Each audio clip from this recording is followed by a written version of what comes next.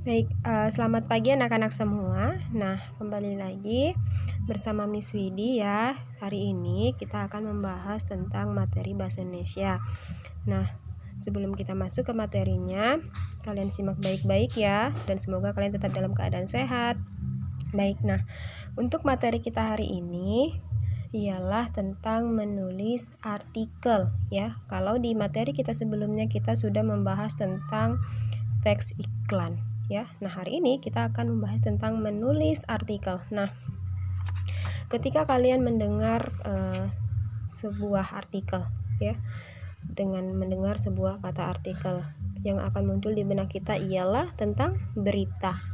Ya, jadi di sini kita akan membahas tentang mengevaluasi informasi dalam sebuah artikel. Ya, di sini ada menurut seorang ahli ya, yaitu Rosihan Anwar ya. Kepala berita atau headline memiliki karakteristik sebagai berikut. Itu yang pertama ialah pada umumnya ditulis dengan menghilangkan bentuk awalan, imbuhan, menceritakan intisari berita dalam bahasa yang ringkas dan padat, ditulis dalam bentuk kalimat aktif. Kemudian yang keempat, membatasi diri pada fakta-fakta dalam berita. Kemudian yang kelima, menggunakan kata-kata sederhana yang mengandung kata kerja aktif. Dan yang terakhir ialah menggunakan tata bahasa Indonesia yang baku ya.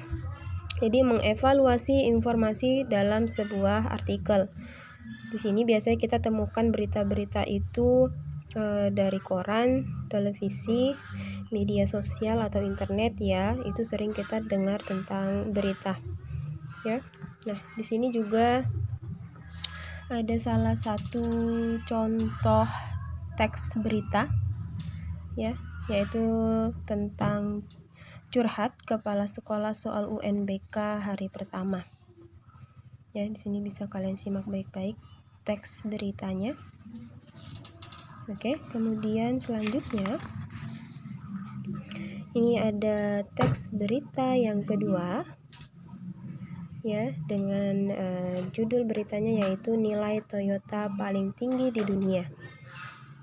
Nah, setelah membaca kedua teks berita tersebut, apa yang terpikir di benakmu?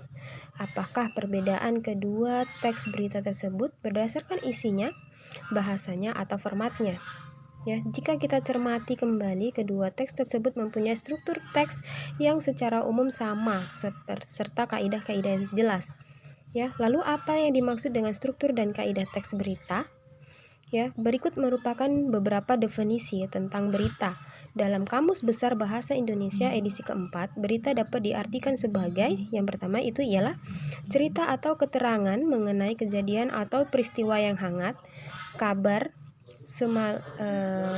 hangat, kabar ya. Kemudian yang kedua laporan ya. Kemudian yang ketiga pemberitahuan, pengumuman atau redaksi. Sementara itu, menurut Kamus Komunikasi, berita adalah laporan mengenai hal atau peristiwa yang baru terjadi, menyangkut kepentingan umum, dan disiarkan secara cepat oleh media massa, seperti surat kabar, majalah, radio, siaran, dan televisi siaran. Nah, selain Kamus, ada pula beberapa ahli yang mendefinisikan berita sebagai berikut. Jadi yang pertama itu ada Muhammad Mukhtar Lubis atau Mukhtar Lubis. Berita adalah apa saja yang ingin diketahui oleh banyak orang dan pembacanya. Kemudian yang kedua, menurut JB Wahyudi, berita adalah sebuah uraian tentang fakta dan pendapat yang mengandung nilai berita dan yang sudah disajikan menurut media massa periodik ya, menurut media massa periodik. Kemudian selanjutnya itu menurut Neil McNeill, berita adalah gabungan fakta dan peristiwa-peristiwa yang menimbulkan perhatian atau kepentingan bagi para pembaca surat kabar yang memuatnya. Kemudian yang keempat, menurut Robert Thiel, berita adalah informasi yang baru, menarik perhatian, mempengaruhi banyak orang, dan mampu membangkitkan selera masyarakat untuk mengikutinya. Ya, jadi di sini dengan demikian, teks berita berarti teks yang mengandung informasi tentang peristiwa yang sedang terjadi, ya, penting dan yang pasti itu berupa fakta, menyangkut kepentingan umum dan disusun berdasarkan prinsip 5W tambah 1H. Tentunya kalian sudah tidak asing lagi dengan bahasa 5W tambah 1H, yaitu what, where, when, who, why, how. Ya, apa, di mana, kapan, siapa, kemudian kenapa, dan yang terakhir itu bagaimana. Nah, selanjutnya kita masuk di struktur teks berita. Ya, struktur teks berita. Yang pertama itu ialah kejadian inti atau penting. Kemudian yang kedua, latar belakang kejadian. Ya, di sini bisa kalian perhatikan penjelasannya. Kemudian yang ketiga yaitu sumber informasi. Ya, sumber informasi berisi komentar atau kesaksian dari para saksi kejadian atau orang yang ahli. Kemudian selanjutnya berkaitan dengan pemaparan yang telah dijelaskan sebelumnya, struktur dari teks berita adalah sebagai berikut. Ya, ini yang pertama struktur dari teks berita. Yang pertama judul berita atau kepala berita, yang kedua waktu atau tanggal. Ya, yang ketiga teras berita. Teras berita ini merupakan paragraf pertama berita ya. Dalam paragraf ini dipaparkan pokok-pokok berita. Kemudian yang keempat itu ada perangkai antara paragraf 1 dan berikutnya dirangkai oleh peristiwa-peristiwa tertentu yang saling koheren. Artinya itu saling berkesinambungan ya. Mempunyai keterkaitan antara paragraf yang pertama, kemudian paragraf kedua dan yang selanjutnya. Ya. Baik, bisa kalian perhatikan di sini ya, Nak. Oke, kemudian yang selanjutnya, struktur yang selanjutnya yaitu tubuh berita. Tubuh berita merupakan isi berita dalam tahap-tahap informasi. Tubuh berita menguraikan secara detail isi berita. Kemudian yang terakhir yaitu kaki berita. Kaki berita berfungsi sebagai penutup berita dan menekankan kembali terjadinya peristiwa. Ya, kemudian kaidah teks berita. Kaidah-kaidah ini terdiri dari 4 hal. Yang pertama itu memiliki kepala berita yang singkat, padat, dan jelas. Kemudian menggunakan kata kerja tindakan. Kemudian yang ketiga menggunakan kata keterangan. Yang keempat menerangkan situasi dan urutan kejadian dengan jelas. Ya, di sini disertai dengan contohnya. Kalian bisa pahami masing-masing ya. Ada situasi, kemudian ada urutan kejadiannya. Oke? Nah, kemudian selanjutnya ini ada contoh analisis struktur teks berita. Ya. Contoh analisis struktur teks berita, ini teks berita yang kedua tadi ya, yang dengan judul nilai Toyota paling tinggi di dunia.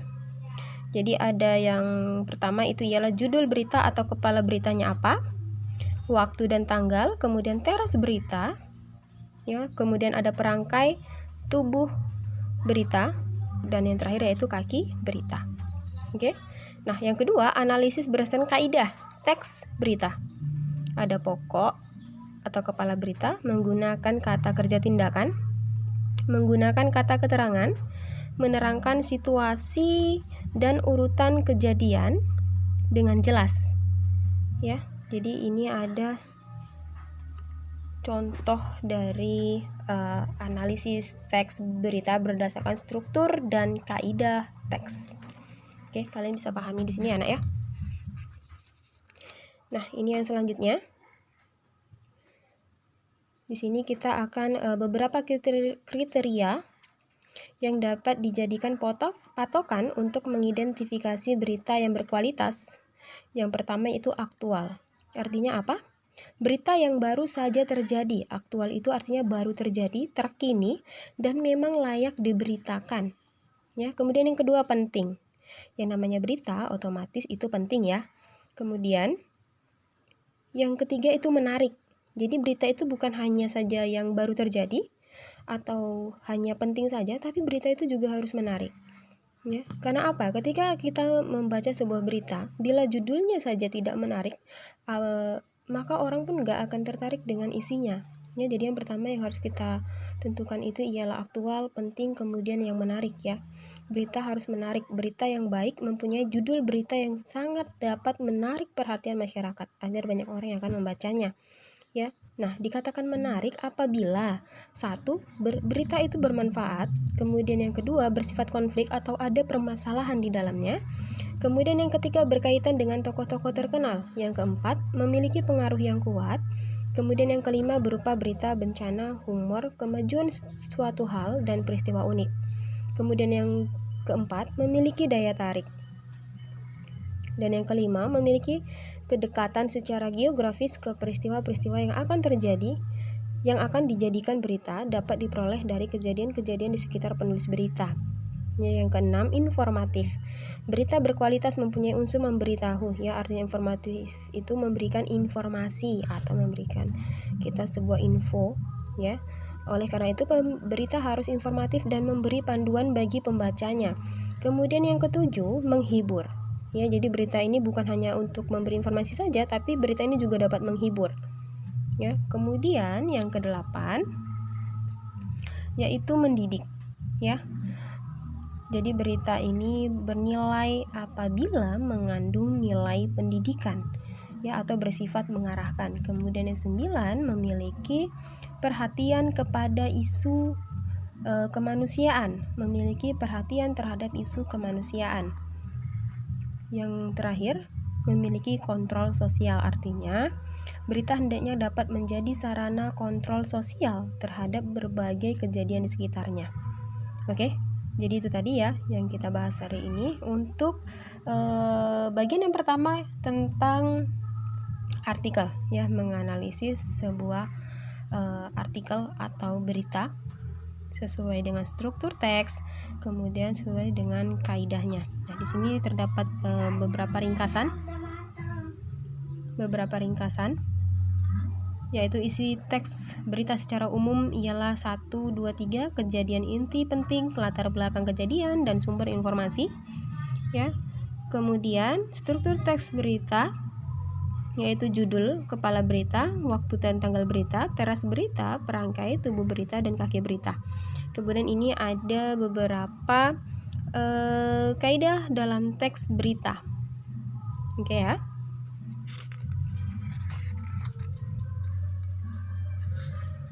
Baik, untuk video yang pertama ini tentang teks berita cukup sampai di sini ya.